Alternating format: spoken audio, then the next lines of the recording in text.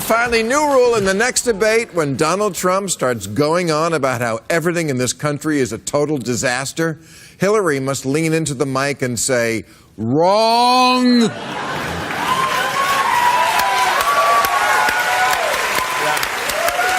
Now, Donald Trump's campaign.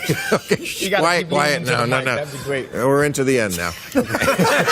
Donald Trump's campaign is built, of course, on many fallacies, but the one we really need to debunk is that America is in such a desperate place that a wild card like Trump is worth the risk.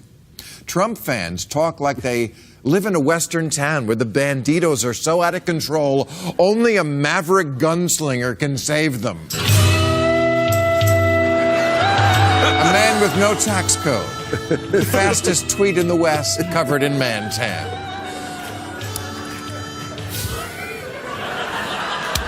Not really worth that, was it? So, please, I don't need your pity. Wait, I may need your pity. Yeah. But I give Donald Trump supporters a little credit. They know he's an asshole. It is hard to hide. They just don't care. They'll admit, yes, he's dangerous and thin-skinned and unhinged and clinically insane. And an egomaniac, a compulsive liar, a charlatan with the impulse control of a grease fire.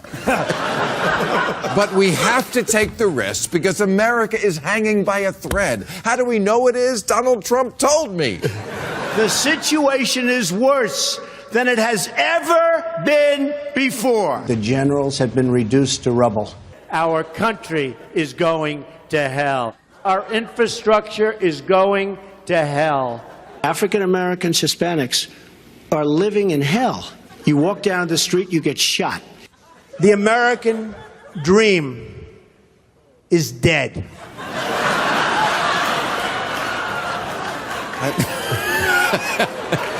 It's insane. I mean, one of the popular memes on the right these days, I'm not kidding, is that this election they're calling it the Flight 93 election. As in the plane on 9/11 that crashed in Pennsylvania after the passengers rushed the cockpit. In other words, things have gotten so bad, it's time to rush America's cockpit. As the creator of the metaphor put it, you may not make it into the cockpit, but if you don't try, death is certain. Really? President Hillary equals certain death? What do they think she's going to do? Pour lead in the water supply? Oh, wait, that was the Republicans in Michigan.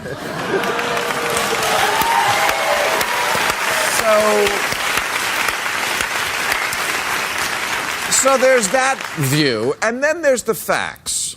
Remember them? Facts. So old school, aren't they? But they tell us the country is actually in pretty good shape. Violent crime at its lowest since 1970. The military, better funded than ever. Trump says our health care is a horror show. But more Americans have insurance than ever. Fewer are smoking. Cancer is down. Teen pregnancy is down. Alcohol abuse is down. Somehow Dick Cheney is still alive.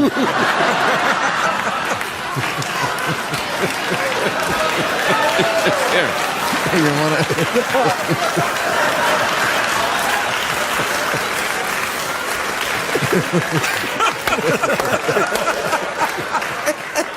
8 years ago, we were losing 800,000 jobs a month. Now we've added 14 million. The stock market went from under 7,000 to over 18. Consumer sentiment is as high as it was in the 80s under St. Reagan.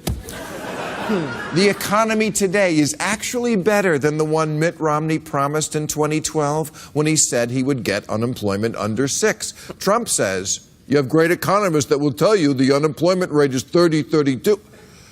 No, every economist knows it's 5 because they get their numbers from the Bureau of Labor Statistics, not from the Department of I'm Hearing.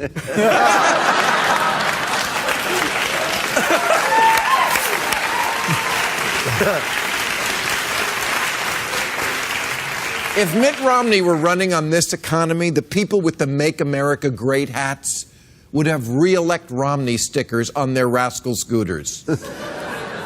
But the president isn't a white man with an R next to his name, so it's Flight 93. You know, I've read so much crap about how Trump voters are hurting and we should respect their anger and their pain. It's a myth that the media swallowed whole. The average Trump primary voter makes $72,000 a year.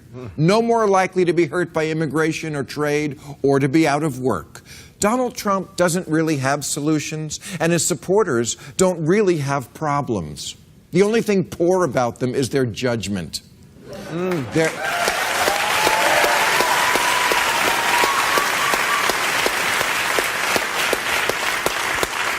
They're hysterics, and they think President Tupac spent 8 years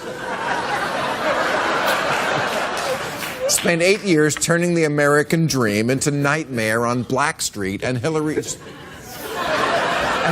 going to finish the job. The reason why Trump is so popular with a certain type of voter is because they're kindred spirits. These white men sitting at the end of the bar, nursing a gin and tonic because their dick doesn't work anymore. And life didn't pan out the way they wanted. So they sit there crabbing about how the system's rigged against them and America's not winning anymore and we're getting pushed around by everybody. China and Mexico and women and blacks who have so many advantages over white people.